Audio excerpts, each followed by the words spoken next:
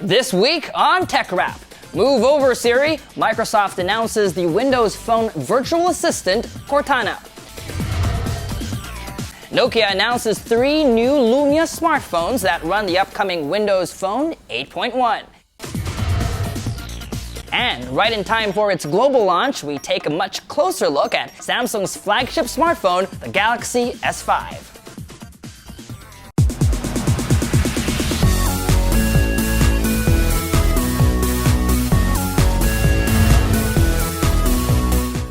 Hi, I'm not Michael Josh, and this is TechRap, your weekly source for tech news, gadget reviews, app recommendations, and social media tips.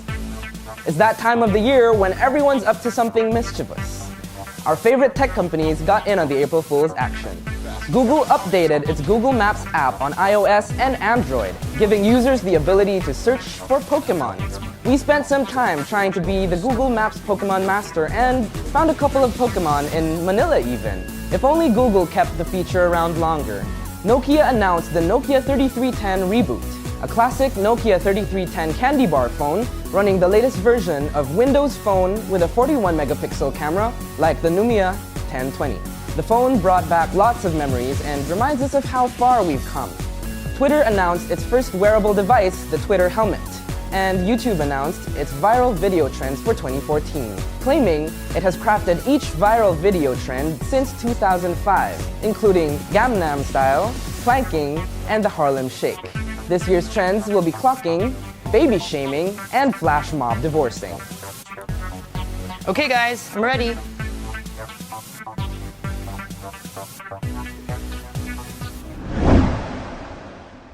Microsoft spills the beans on its upcoming smartphone operating system Windows Phone 8.1 at its Build conference in San Francisco. The update promises to make Windows Phone the world's most personal smartphone.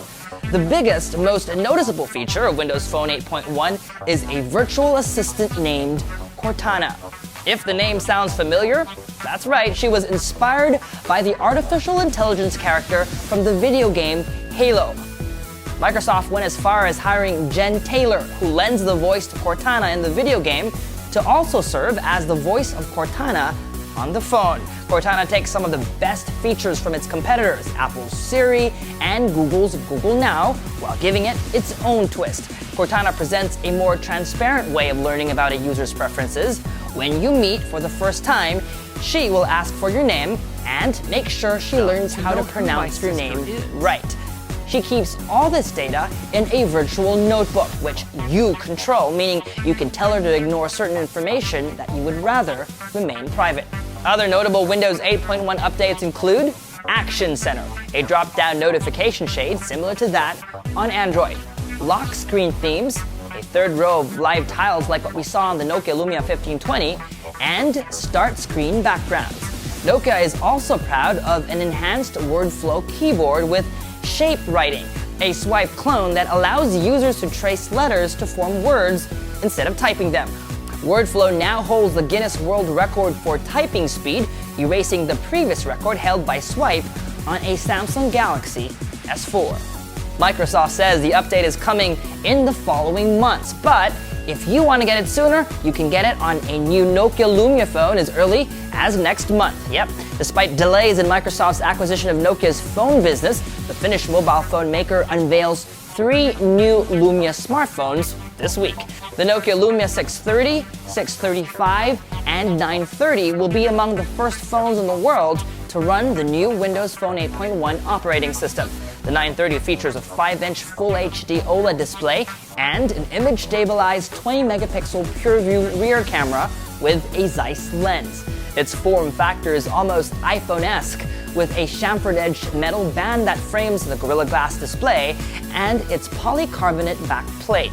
Other specs are a 2.2 GHz Snapdragon 800 quad-core processor, 2 GB of RAM, and 32 GB of storage. It also supports wireless charging. The Lumia 930 is available in bright green, orange, black, and white. 2 low-cost models were also unveiled.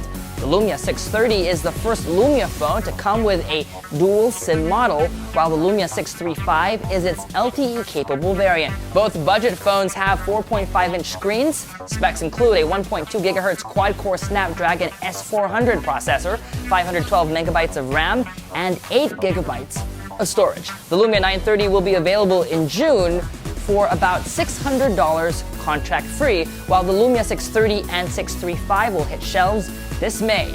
The single SIM Lumia 630 will cost $160, while the dual SIM variant will cost $170. The Lumia 635 will be priced at $190. Samsung launched the Galaxy S5 in the Philippines this week in preparation for its April 11 global release date. The event takes place at the Samsung Hall atop the SMR Mall. Is the S5 right for you? Check out this review. So what's it like to own one of the most anticipated smartphones of the year? We found out this week when we tested the new Galaxy S5 from Samsung.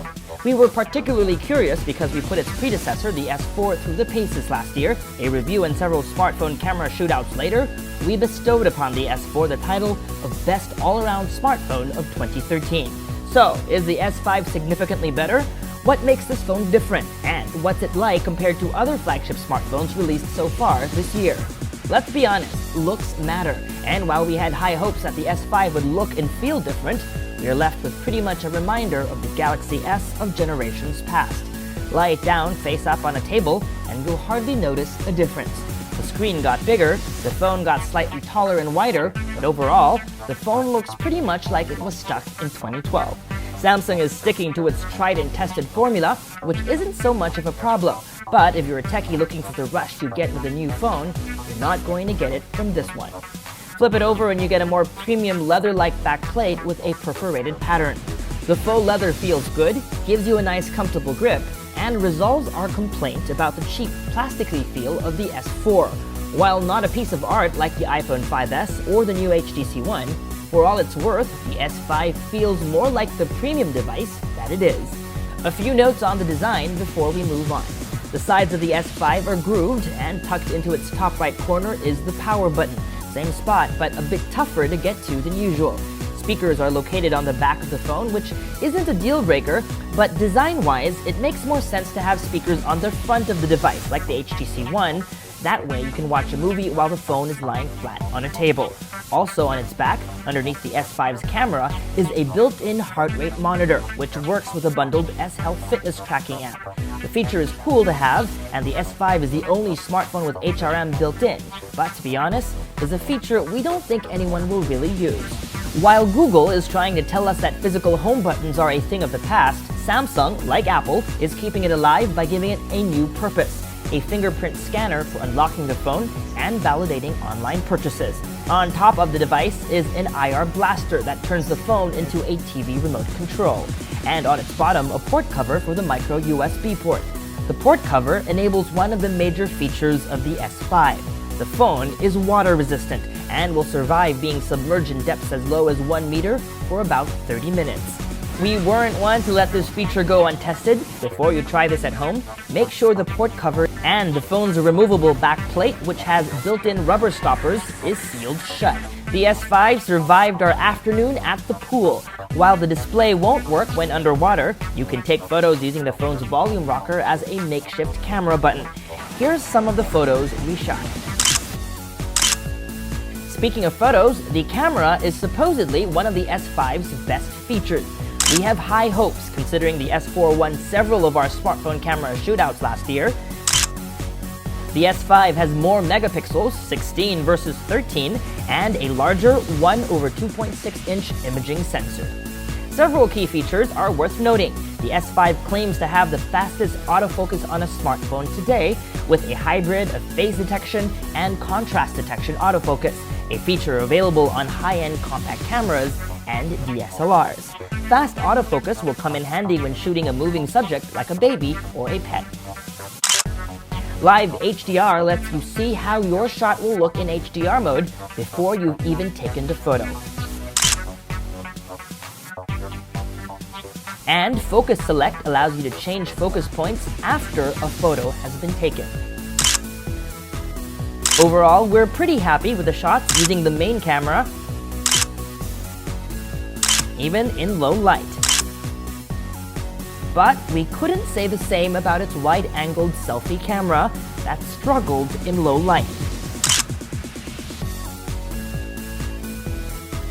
This year marks the first batch of smartphones that run custom implementations of Google's new operating system, KitKat.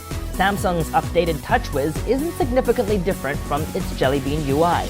Most noticeable is a new settings menu with colorful circles with the new flat design trend. We like the splash of color, but the settings menu has never been so difficult to wade through. But thankfully, Samsung has built in S-Finder, previously only available via Air Command on the Galaxy Note 3, into the drop-down notification center. S-Finder allows you to search your phone for apps, files, and luckily, even settings submenus. A swipe to the right from the home screen brings up a new feature Samsung is calling My Magazine. Based on Flipboard, My Magazine pulls out a list of stories based on topics you subscribe to and what's new on your social network of choice. It only pulls out one item per source. In the week we had the phone, we found this feature useless and would much rather have had Google Now, like on stock Android. Speaking of Google Now, thankfully, as long as the Google search widget is on your front screen, you get the same active listening functionality as the Nexus 5, where you can just speak out, "OK Google," to access a range of search queries and common tasks. "OK Google, who is Michael Christian Martinez?" According to Wikipedia, Michael Christian Martinez is a Filipino figure skater. As a Nexus user, I couldn't be more thankful that Samsung decided to include this feature.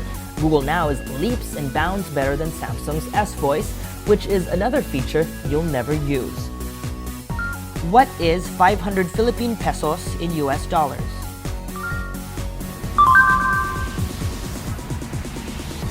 $500 Philippine pesos equals 11.123 US dollars. Google search what is 500 Philippine pesos in US dollars. Our favorite software feature is a feature called Ultra Power Saving Mode, which turns your phone black and white with limited functionality, but allows you to keep either data or Wi-Fi on and gives you access to apps like Twitter, Facebook, WhatsApp, and Line. Turned on at 16%, you got an extra 2 days of functionality. With heavy use, the phone's 2,800 mAh battery lasted a full 7 hours. Not bad for a phone this powerful. Like the rest of the top-of-the-line smartphones released this year, the S5 runs on a Snapdragon 800 quad-core processor and 2 GB of RAM, enough to take the most power-hungry and processor-intensive apps. You're not going to run into hiccups whatever the task. But you can say the same thing about the HTC One M8, the Sony Xperia Z2, and last year's LG G2 and Nexus 5. If you're an S3 user, now is the time to upgrade. S4 users might want to hold off till next year. If you don't need the best camera and would love to save as much as you can, get the Nexus 5. But if you're looking for the best phone the market has to offer so far, get the S5, which, when seen as a whole, looks like it will end the year ahead of the pack. In this hyper-competitive smartphone market, the S5's fingerprint scanner, water resistance, and its superb camera make it worth the purchase. The latter is where it really innovated this year. Otherwise, Samsung merely caught up, bringing the headline features of the Xperia and the iPhone into one package. Now that the S5 has it all, hopefully next year, it can finally bring us a phone that blows us away. And that was TechRap. Happy April Fools, everybody. Thanks, Bardo. For the latest tech news, visit Rappler.com/technology, follow Rappler on social media, join the conversation online, and send us emails. All the details are below. That's all for this week, folks. I'm Michael Josh. And I'm Bardo Wu. Thanks for dropping by.